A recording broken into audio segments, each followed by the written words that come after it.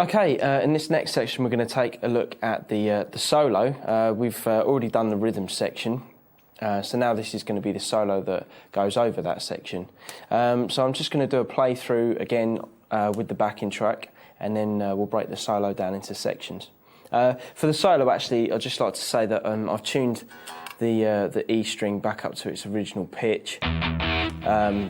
I did that when I recorded the song, but live, I kind of just have to avoid the bottom string, obviously, because it's tuned differently. But for the purposes of demonstration for this DVD, I've tuned it back up to normal pitch. So I'm just going to play through the solo now for you, so you can see how it sounds.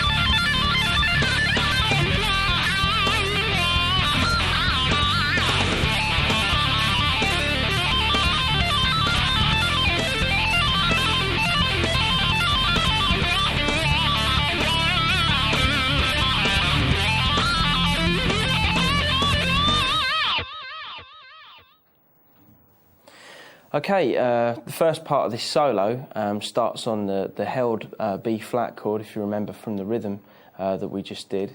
I'll play through the first part of the solo at normal speed and then play it through slow, and then we'll break it down.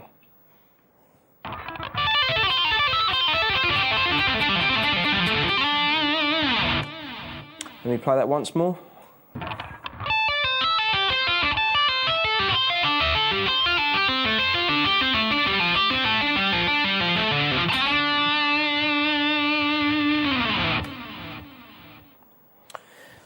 Okay, right, this first part of the solo is not really as difficult as it looks. It's just kind of getting used to the coordination. I mean, once you get like the first pattern down, you're just literally repeating it across all the strings.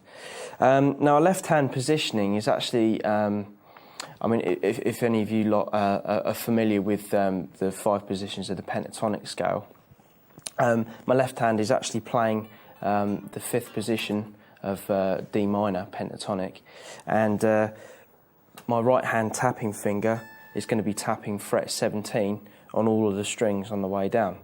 What I'm doing is I'm just sort of like going back on myself each time. So the first part of the lick is just going to start with a tap on 17th fret, pull off to 10, then pull off to 8, then move to the B string, tap 7th fret, pull off to 10, pull off to 8, then tap 17 on the G, pull off to 10, then pull off to 7, and you repeat that twice. So this should sound like this.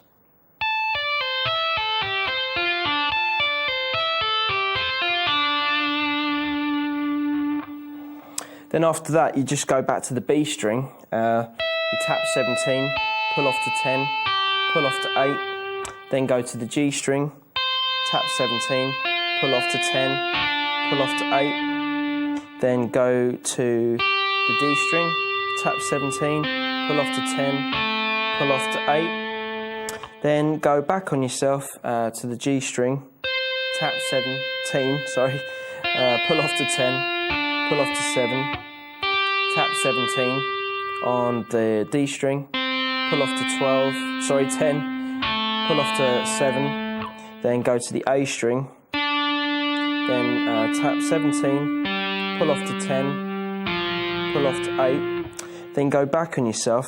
This pattern's slightly different, so you're going to tap 17, pull off to 10, pull off to 7, then tap 17 on the A, pull off to 10, pull off to 8, and then repeat that on the A string again. So tap 17 again, pull off to 10, pull off to 8, then go to the low E string, tap 17, pull off to 10, pull off to 8. Then you just tap 17 on the D string on the 10th fret, and then you just slide your third finger from 10 to 12. So let me just play that whole section again for you slow so you can hear it from start to finish.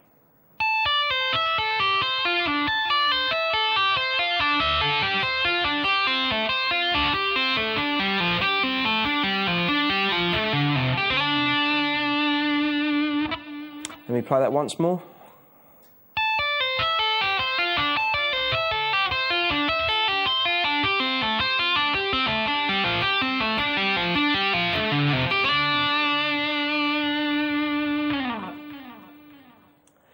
Okay, for the next part of the solo, we've actually now entered the main part of the rhythm section. So we'll be turning the volume part down, and we're going to play a few licks in first position D minor pentatonic. Some of the notes kind of range in the second position and the fifth position, but you're mainly staying around that first position D pentatonic. So the first lick that I want to break down from this next section, I'll just play for you now.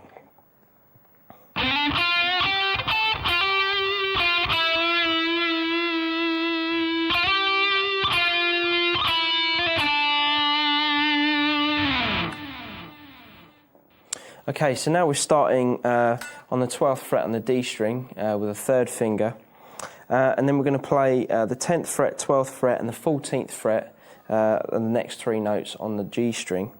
When you get to the 10th fret on the G, you kind of you bend it up slightly and then stop it. So let me just play it, and then you can hear what that sounds. So.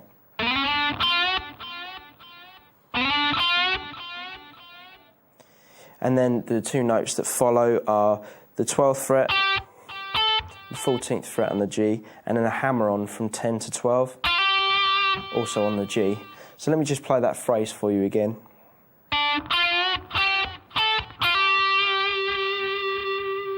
Also the timing of that as well. All of those are fairly even, and then you've just got a quick hammer-on from 12. So it's quite a sort of nice kind of blues lick, really, in any sort of given situation. So you could use it over anything. But it's just quite nice because it's sort of building a little bit of tension, because this bit is a softer part of the song. So it's kind of trying to create nice kind of phrasing ideas and stuff, and doing things like bending notes and cutting them off when they get to the top rather than letting them down again. Also, those three notes or four notes on their own are quite sort of staccato sounding, so you're kind of digging the pick in a little bit to get that kind of sort of stressed sound. So, and then you've just got a normal picked note on the 10th fret, and then hammer on to the 12th fret, and then just hold that note. Right, the next part of that lick is going to start on the 10th fret, and then you're going to move down to the 9th fret on the G string, and then you're going to sort of like wobble the 9th fret, so it kind of moves into fret 10 sounding territory. So you're going to go, so it's almost like going, but it just sounds nicer and a lot smoother when you're doing it as a bend as opposed to hammer on and pull off. So then the next part is just going to be a slide from the 10th fret to the 12th fret.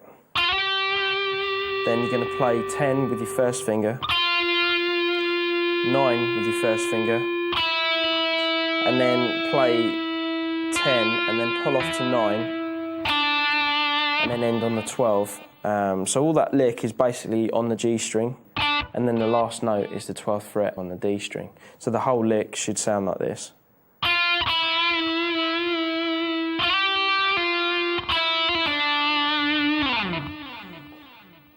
So now if I go back to the actual beginning of that the start of the lick. I'll play both examples back to back, so you can hear how it's building up so far.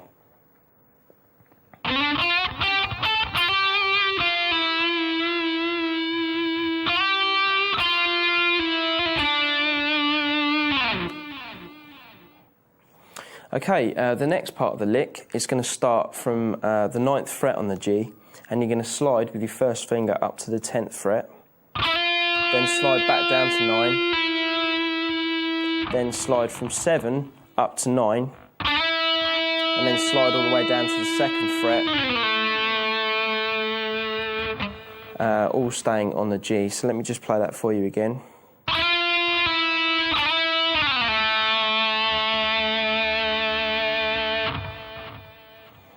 So most of that sort of sliding, you can pick the first and third note of that lick, and then the rest is just sliding with your first finger. Okay, right, so now after we've done that, we're going to go back up to the 10th fret and take our third finger and slide from 10 to 12 on the G string.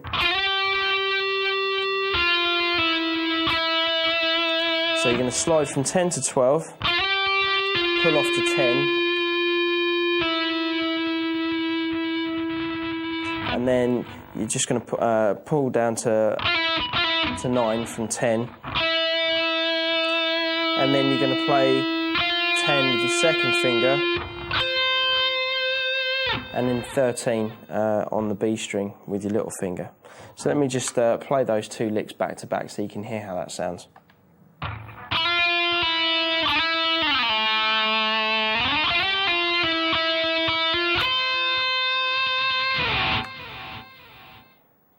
Okay, this next part of the solo is fairly improvised. It's just a slow tapping section. The thing that kind of makes this section, I suppose, is the sort of sparse use of the wah pedal. So just kind of gradually pushing it forward and then gradually letting it back again. So I mean, we're gonna start this section off with the same tapping technique as what we used to introduce this solo into the song.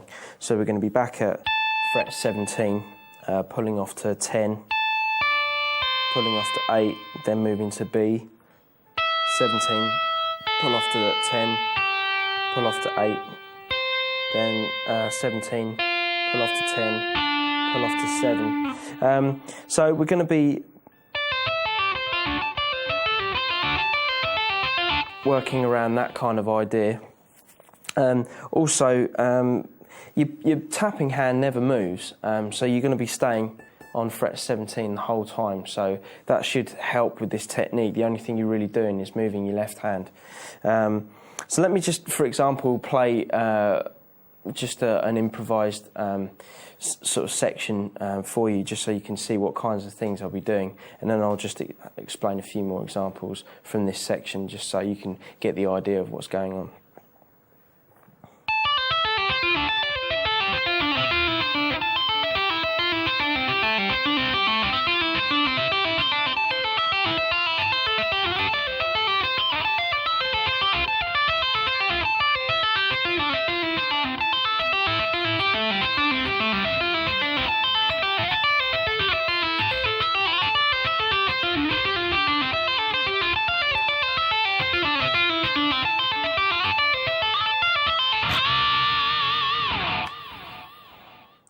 Okay, what I just did there was kind of just doing like improvised sort of random tapping using the 4th, 5th and 1st positions of D minor pentatonic, and just keeping my tapping finger on the 17th fret.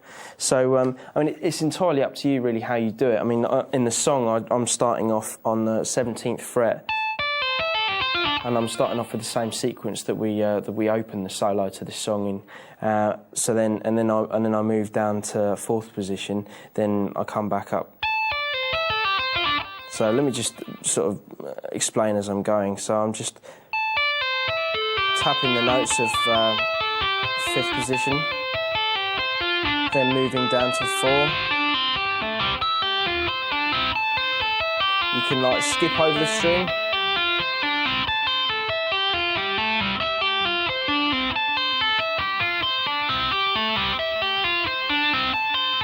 then back up to 5th position, then 1st position,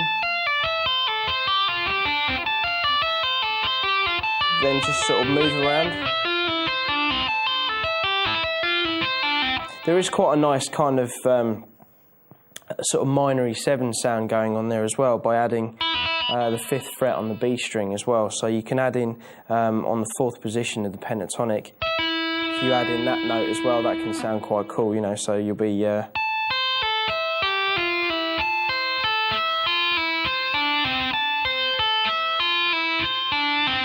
mean, that particular lick is tap 17, pull off to fret 8, pull off to fret 5 on the E string, tap 17 on the B, pull off to fret 6 on the B, then pull off to 5, tap 17 on the G, then pull off to 7, and then 5 on the G, and then just tap around there.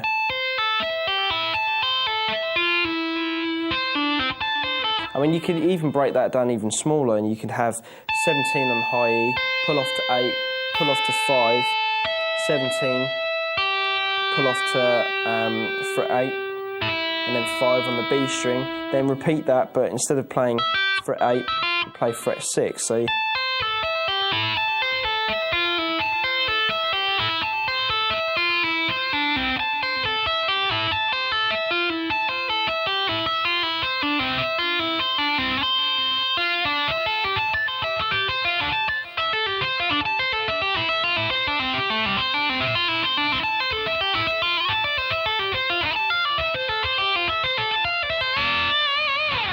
So hopefully there's enough stuff in there so you can kind of get the idea of what's happening. But I'll play just a short section with the wire as well, so you can see how that can flavour what you're doing.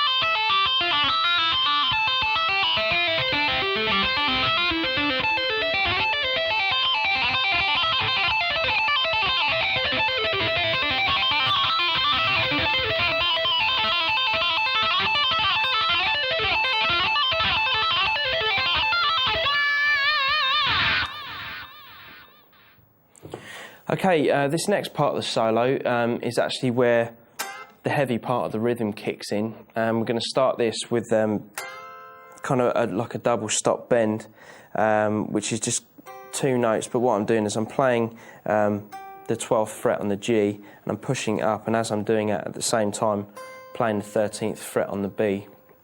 So when you play them together and you push the 12th fret up on the G string, the kind of dissonance gives it quite a cool sort of aggressive sound. So.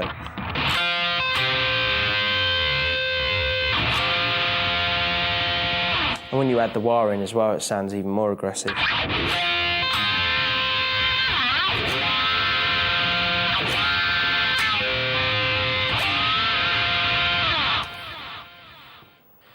Right, following on from that the double stop bend, we've got another lick, which is kind of like a blues lick, where I'm going to be bending up the 3rd fret on the E string, on the B string, sorry. And then as I'm doing that, my second finger's ready to kind of play the 12th fret to then let that down to its original pitch. So let me just play that for you so you can hear what that sounds like. And then after the 12th fret has been brought down to its original pitch, then I'll just play the 10th fret on the G string. So let me just play that.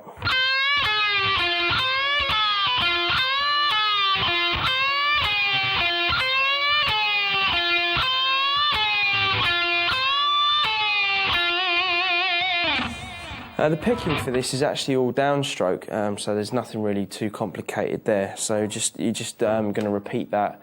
I think it's 3 times or 4 times. Yeah, 3 times, and then to end the lick off, you're just going to play the 15th fret and bend it up a whole step.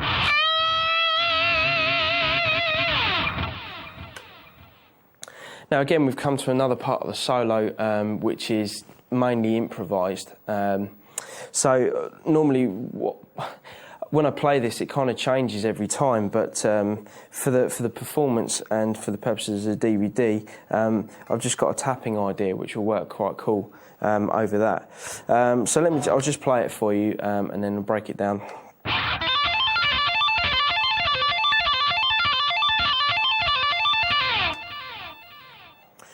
Okay, what I'm doing there is I'm just playing on the B string, 13th fret on the B, then hammer on to 15th fret on the B, 13th fret on the high E, then hammer on fret 17, and then tap fret 20, and then pull off to 17, then to 13, then hammer on 15 on the B, and then pull off to 13 on the B as well. So you've got this.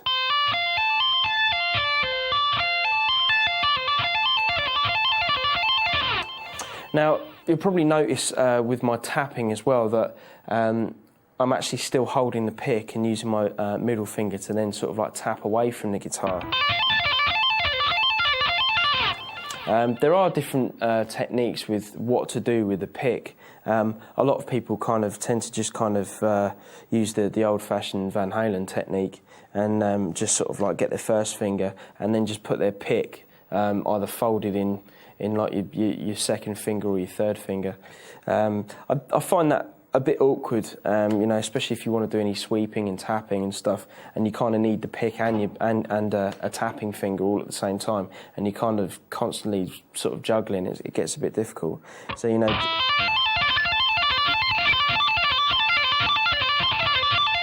It's a little less consistent, well, for me anyway, because what I'm doing is when I move to the high E string, I've got a little upstroke in there just to keep the momentum of the lick going. So I've got 13, hammer on 15, then the upstroke on 13 on the high E, hammer on 17, then 20, and then just pull off on the way down.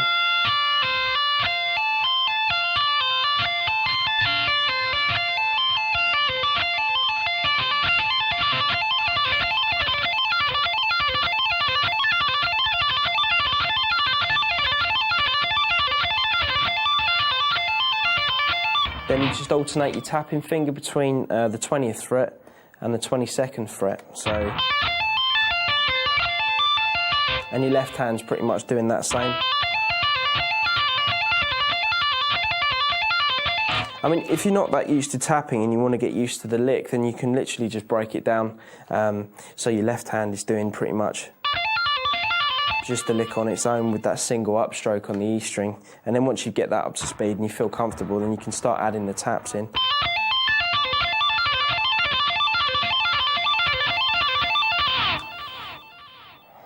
And then to round off that lick as well, you can do like the kind of Greg Howe style pentatonic lick. So you can start off. I'll just do an example and then I'll explain it for you.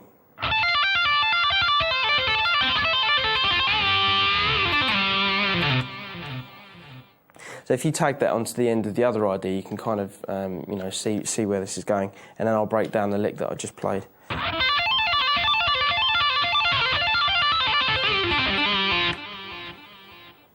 Okay, it was a little different, but it's just kind of improvising it and breaking it down so you can see the kind of things that are going on. So the next lick is just going to be used in the first position D minor pentatonic, and again we seem to be doing a lot of tapping around the 17th fret. But I mean, I like to do sort of like tapping things where I move my left hand around, but I kind of keep the notes pretty much the same because it gets that kind of wide intervallic sound which tends to kind of pull the normal punter's ear. So yeah, we're just going to start tapping 17 on the high E string, pull off to 13, then pull off to 10, hammer on 13, then tap 15. So we're going to have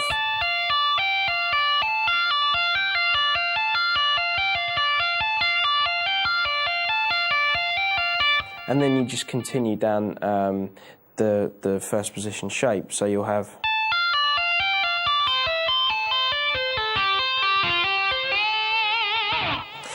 you can also have a tap and then bend the last note. So let's see how that sounds.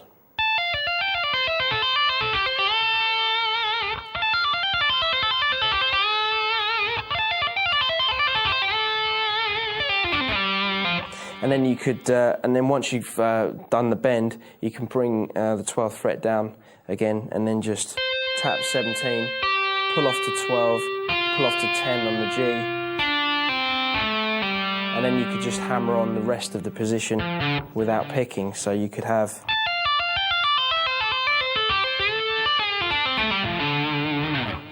So you could have any number of things like that, but that's kind of the idea of what I'm doing. So if you combine those two licks together,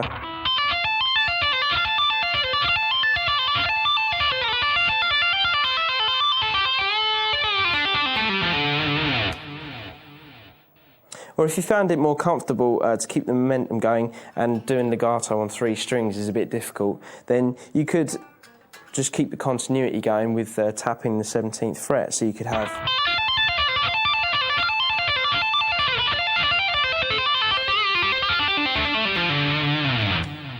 So you could do something like that. So there's kind of, loads of possibilities. Or the end of that solo, you could then move back into the 5th position, just behind the 1st position. Anything like that is going to work really well over this track. So moving on, after that next bit, it goes back into a pre-thought out part of the solo. I mean, the reason why I've done pre-thought out bits and then improvised bits is just so it's got like a more sort of humanised feel, and it doesn't get too boring to play, because sometimes, if you work stuff out to kind of note, you can feel a bit, I don't know, like you want to do something different, but you can't. So I like to kind of keep it, so I know where I am at certain points in the song, and the rest of it I can just kind of, whittle to my heart's content and get away with it. So the next lick I'll just play up to speed, and then we'll break it down.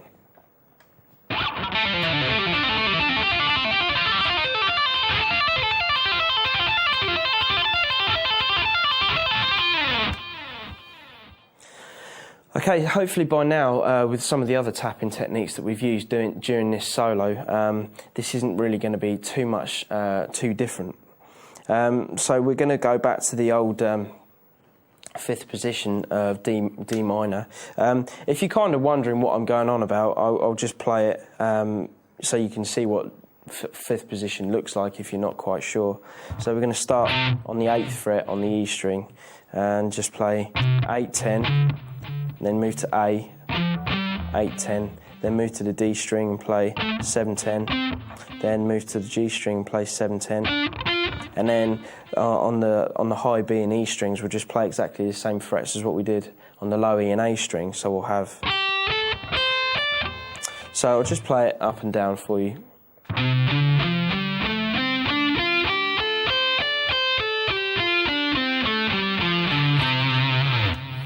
So we've been using that shape quite a lot anyway, but this time we're moving our tapping finger from the 17th fret to the 12th fret, and we're sort of we're starting on the A string and we're sort of going back on ourselves the whole time. So this is the pattern.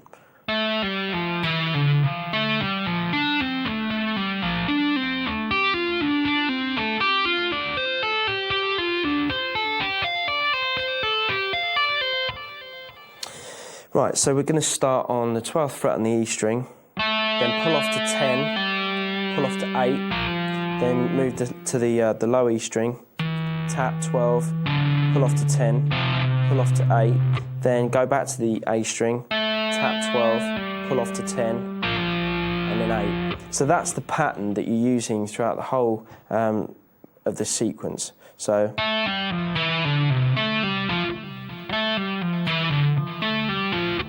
Then you just start that pattern again using the position shape and the tapped note, and just use the same sequence. So those two sequences together should sound like. And then you just move it to the G string, then move it to the B string, then move it to the high E string. So the whole pattern for you again.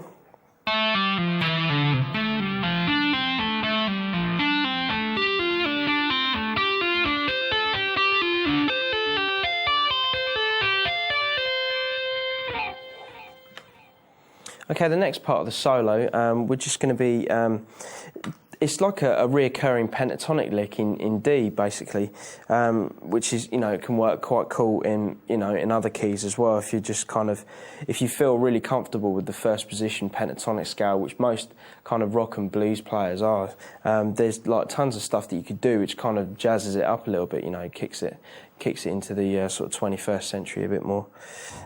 So the next lick is just going to be tap 17, pull off to 13, pull off to 10 on the high E string, skip over the B, then tap 17 on the G, pull off to 12, and then pull off to 10. Then go back to the B string, tap 17, pull off to 13, pull off to 10, then go back to the G string, tap 17, tap 12, and tap 10, and that's the pattern. So let me just play that for you slow.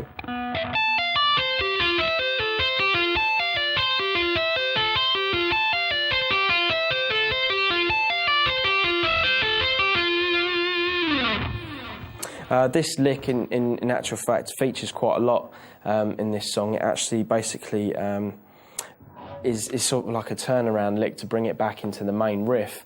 So in the performance, you'll notice me using that quite a lot. But I've decided to add it in the solo as well because it sounded quite cool on the end of the sequence that we've just done.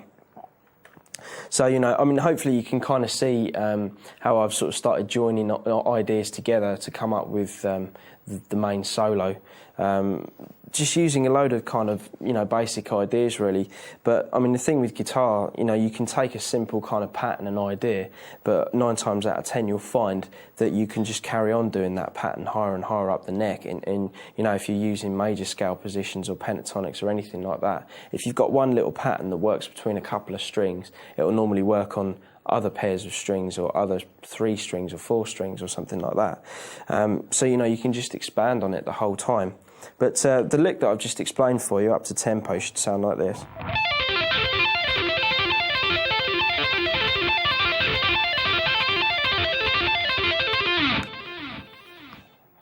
Again, with this kind of thing, you need to just kind of practice it slow. And, if you're not used to, tapping, just get your left hand used to the actual shape that you're going to be doing.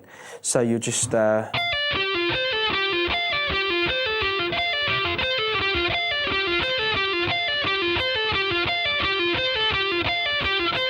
just do like a series of pull-offs, pick the first note and then pull off, pick the first note, pull off, pick the first note, pull off, pick the first note and pull off, and just practice that so your hand gets used to doing the string skip if you've not really encountered anything like that before.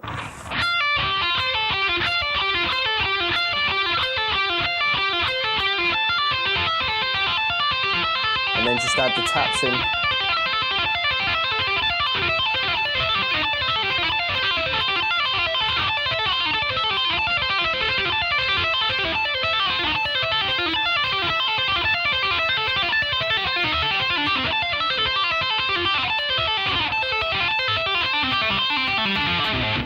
So, you could go through the whole of the 5 positions of pentatonic or whatever and just kind of keep that note. And it just sounds, really kind of technical, but there's really not that much going on. It's just literally building your coordination up. Okay, now we're just going to look at the final part of this solo. So after we've done the tapping part...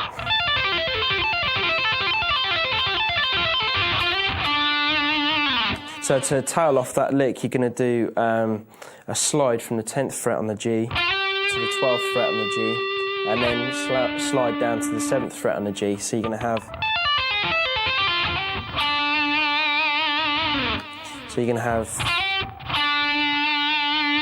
So that's just the end phrase on its own without the tapping part. Okay, and then the next part is going to go move to the D string. It's going to start on the 7th fret, and you're going to hammer on to the 10th fret. Then do the same on the G string, except after you've played the 10th fret, you pull off to the 9th fret, so you'll have...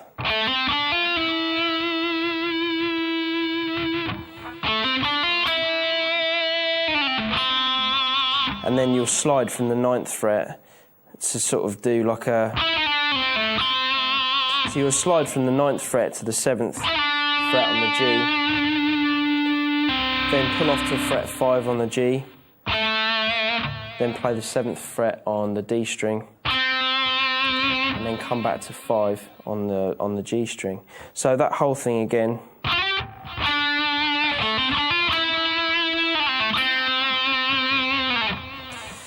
Then the next part, we've just got this little lick.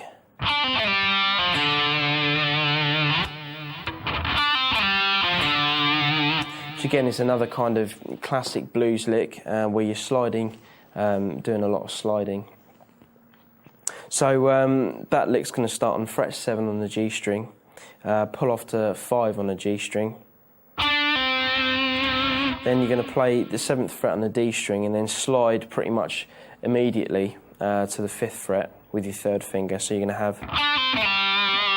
So slide from 5 to 7, 7 to 5 on the D string, and then pull off to the 3rd fret on the D, and then finish up that part of the lick on the 5th fret on the A string.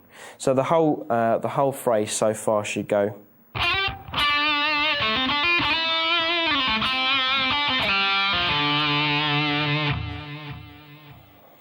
Okay, the next part of the lick will start on the 5th fret on the D string and slide up to the 7th fret. So you'll have... Then your 1st finger will play the 5th fret on the G string. So you have... And then you'll hammer on from the 5th fret to the 7th fret, so you'll have... So playing the last part of the last lick that I played you and then including that bit, so you'll have... Oh, sorry.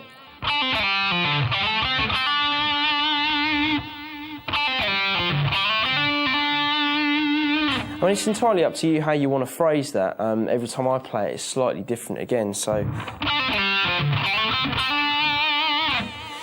There's kind of a silent note in there, actually, which I didn't realise until playing it just now, where I kind of hammer on the 7th fret of the D, but you don't actually hear it. So...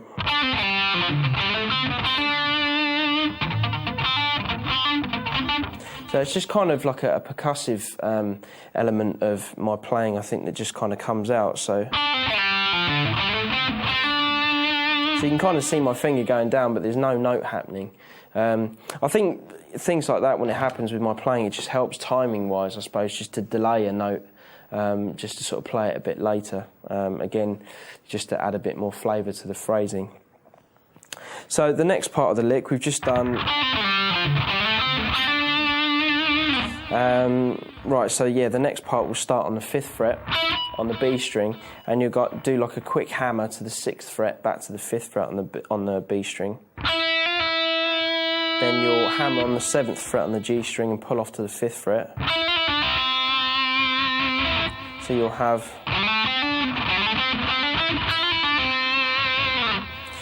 Then you bend up fret 7 up to the sound of fret 9 on the G string, and then you'll have this lick.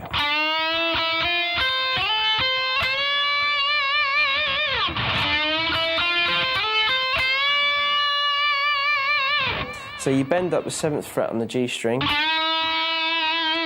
then pick the 5th fret on the B string, hammer on the 7th fret, then play the 8th fret on the high E string with your little finger. So you'll have...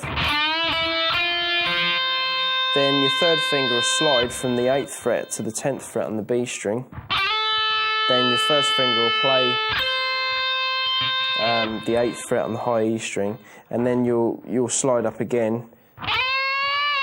And as you sort of slide from nowhere really, and then you get to the 13th fret and you bend it as soon as you get up there, so you'll be like... And then the last three bits of the lick will just be pushing that up and then playing the 10th fret on the high E, so you'll have... Again, another kind of sort of classic blues rock lick. Often used actually by Joe Satriani, that kind of sound, you know, especially when he's got his wire on. you know, that kind of sound. So that lick, just on its, the last part of the lick.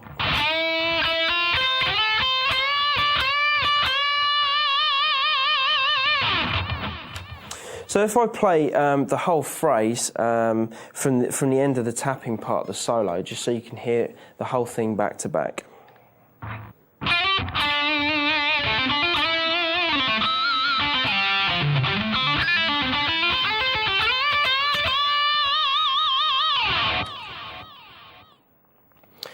Okay, well that concludes looking at the rhythm section and the solo section for Devil's Day.